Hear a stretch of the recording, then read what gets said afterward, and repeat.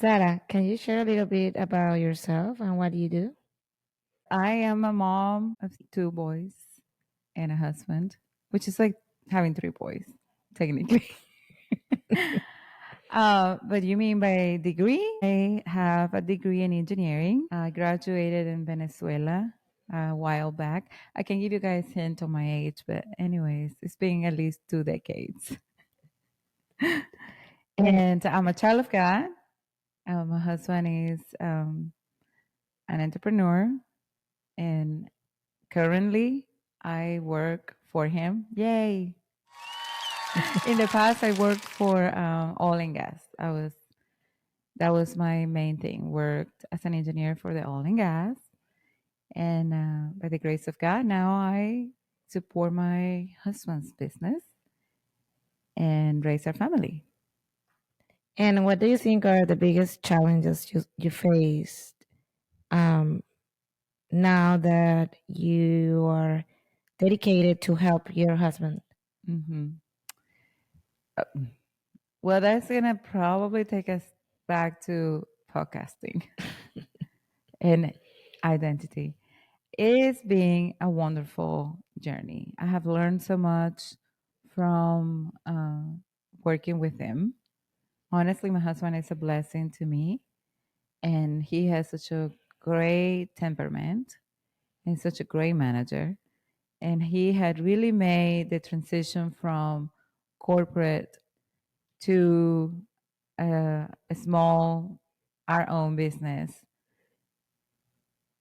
such a easy ride for me, Mhm. but it wasn't an easy emotionally and mentally speaking ride for me, especially at the beginning, because that's one of those things where my identity was so based on my career, my achievements, and the measurements and the rewards and the reputation and the fame, if you will, the compensations that I was getting, the success, you know, climbing the ladder of success, um, really became the core value of my identity. And when the Lord said, "I'm going to remove you from oil and gas, and you're gonna have to go to support your husband," at the moment I thought it was the biggest humiliation. Oh my God, that sounds bad. But it was like, wow, this is the biggest step down. Mhm. Um, I always thought I was going to be a CFO, CEO of an organization. Little did I know I was going to become the CFO and the CEO of my own organization. So, but it didn't look like that. Like everything with the Lord, right? He only showed us a part. It's one step at a time. So I had to trust him on that step. And it wasn't easy. It was a very long, drawn out fight with myself and with the Lord. It was a lot of complaining, a lot of I don't understand. Um, why do we have to do this? Why do I have to be 100% dependent on my husband? Um, Little that I know, God was teaching me dependency on him. Mhm. And it was humbling. But that humbling did not work out very easily and fast for me. A lot of people, they humble themselves very easily and they just follow what God is leading them with no arguments and fights Questions? and resistance. But I resisted it, not knowing what he really wanted. And I'm grateful. I'm grateful for that process. I am so eternally grateful because had not been for that process, I think I would have still been stuck on my own wrong identity and foundation of who I was and was my worth and what I was able and capable and non capable to do. And the Lord gratefully, but very firmly, kindly, lovingly, but yet his plan for me was there. He did not move. He was faithful and graceful through the process, but he led me through my throwing fit like a little girl, right? Like, I don't want to do this. Why do I have to work? It's so funny. I used to have an office on a corner office on a high rise. And my husband used to tell me so jokingly, like, and you like love to be the CEO of sitting on a uh, trailer office. During one of the hurricanes that hit Houston, we lost all our business. It was wiped out. And we had to start working on a trailer office. And he thought it was funny. And I laugh about it. But then I was like, he said, really? This is what I have left to do. But I think the humbling process, the journey, I thought it was a valley, but it wasn't. It was the gateway to the blessings and the paradise and the mountain that God had for me. So the challenge was within myself, within my own pride, my own identity, my wrong foundations. And I'm eternally grateful for that opportunity. But it was not easy and it was not fast. That's awesome. And how do you balance your like you guys had a lot of commitments because you are now business owner and you have kids go to school. So what are those things that you will say help you to balance and help you currently to balance your life I'm honest, responsibilities? honestly, is um, trusting the Lord and seeking His wisdom. And it will sound religious, and I hope it doesn't because it's not the message. But the only way I'm able to do it is when and if I put God first in my days, every day. If I go to Him first thing in the morning when everything is quiet, whatever time I have alone with the Lord, it's totally worth it. Even if I had to make a little sacrifice to wake up a little earlier, it is the time and it is the moment where I can come to Him and I said, okay, all of these activities are going to happen today. And I need your help and I need your wisdom. Was seeking the Lord throughout every single day is getting His wisdom and obviously, organizing, having priorities. Um, I have a wonderful husband. He is very helpful with the boys and the activities that we have to do. But honestly, is having every day to come to the throne of the living God and say, I need wisdom today. Today, I need grace. I need to be patient with my children. I need to be patient with customers. I need to be patient with myself, patient with my husband. Type A personality here. There's not one thing's fast, done quickly, well. And God has to give me wisdom every day, strength, renewing my mind about everyday activities. And be okay if some activities not get done the way I wanted or how I wanted or fast I wanted, and maybe has to be postponed. Having to say no, learning to be graceful with everybody else around me and my own children, because unfortunately, I think our children and our husbands are the first one to receive our frustration, our stress levels are reflected on them. But seeking the Lord is the biggest thing. And after a couple of days that I don't have my time with the Lord early in the morning, I started feeling the pressure rising and the stress level getting out of control. So um, honestly, it's really seeking the Lord and putting Him first. The Bible says, "Seek the Lord first; everything will come along. Be added to you." And I honestly can say that's the only way. And do you have any hobbies that Yes, you enjoy and any tips? I do. I like to work out, um, and of course, I like shopping. And I like decorating. For Christmas or having an idea of having something change and decor. Um, I really, those are the main things like I like. And I'm not saying shopping, I'm a shopaholic, although I did. And that was one of the things that God has to l- help me to get under control. And one of the things that changed when I started walking with the Lord closely, my desires changed.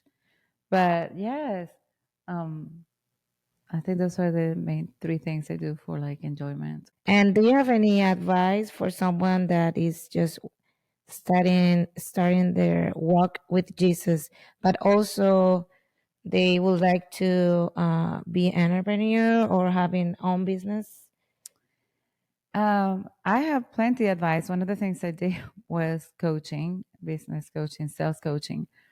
Um, if you're walking with the Lord, again, the first thing is trust Him, is to seek Him, to show you, to reveal within your heart and your own mind and your own thoughts what are the things that He is wanting you and equipped you to do, and not trusting your own self. But if He calls you to do something, it may be within your capacity. I find that the Lord uses our passions and our strengths also to minister to others, to help others, to strengthen others. Walk, yeah, it could be encouraging, it could be coaching, it could be um, healing, teaching them how to eat well or work out, or in your case, like being a doctor, just like how to take care of your health. Um, but I think that's a good starting point. What is the things that God has given you a special heart for, a special love, a special desire to do and to enjoy? And there's going to be challenge along that. There's another other set of equipment and equipping that the Lord will have to do, and you will need Him to depend on Him to continue on that. But yes, and the other, I don't know, advice would be find wisdom, find wise people that will help you and lead you and teach you and support. And I cannot never stress, address enough the fact that we need also good friends that pray for us Mm-hmm. and with us. So summarizing, I think is seek the Lord and to spark the desires and the purpose of what you're doing. Put Him first in the purpose of your desires, your business, your plan. Um, Seek counseling. The Bible said that is wisdom and a abundance of counseling, and find a spiritual support, friends, pastors, leaders, people that have probably been there and walked that path to pray with you and pray for you and speak word of life and encouragement into your life and whatever you are seeking to achieve. And what would you say is a desire in your heart about the purpose of this podcast? Yes, purpose of this podcast. I wouldn't say it was born of my ability to do technical sales and speaking, but it comes handy. It was really honestly something that a spark and one day dropped in my heart. I have friends, they are very interested on having business or having a ministry where they can encourage and preach the word. And I always thought, I help you. I pray for you. I prophesied over you. I will give you my points of view. And then I never ever thought that it was something I wanted to do personally. Then in the last couple of years, watching all the social media, there was something in my heart that was really bothering me. And it was the fact that I thought, well, people uses the social media and the platforms to spread all kind of belief systems, all kind of ideas, all kind of criteria, all kind of preaching, all kind of teaching.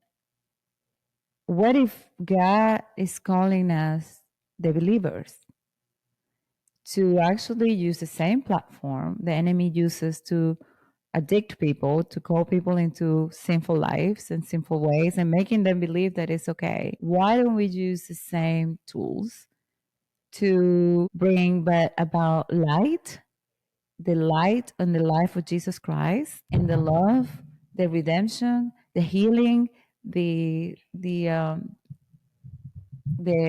desires of Jesus towards humans and women and families and marriages and businesses. Why is it all seem to be so worldly? Why everything on the platforms is all about how people can do all this stuff by their own and how they feel about it, but where is God and where was Jesus and all of that? So along that idea, I had received a prophecy a while back out of the blue by somebody that was really a sweet Christian lady. And I thought that she was very close with the Lord. And she said, Sarah, I know you are going to encourage other women. And I thought, yeah, sure, whatever, whoever comes my way. But I never imagined the way she said was, your voice is going to be amplified. And I was, I think, a prophecy probably for somebody else in this room because I was so busy with raising children and having a husband and having a business and um, just busy life that I'm like, there's no way I can help whoever come my path, but there's no other way I can help other people and I can encourage other ladies. But I honestly did not think the Lord was gonna eventually, about 3 years after that word, and light up that inside of me and us to use the social media to just say, hey, you know what? You can have all of that and you can have better because we have Jesus on our side. So here we go. Awesome. Anything you would like to say to the audience? Keep tuned. Bless and be blessed. And we hope that something that we say and the Lord has put in our heart to share with you guys hit home and encourage you and inspire you to change and to seek the Lord and to enjoy your life really with the Lord.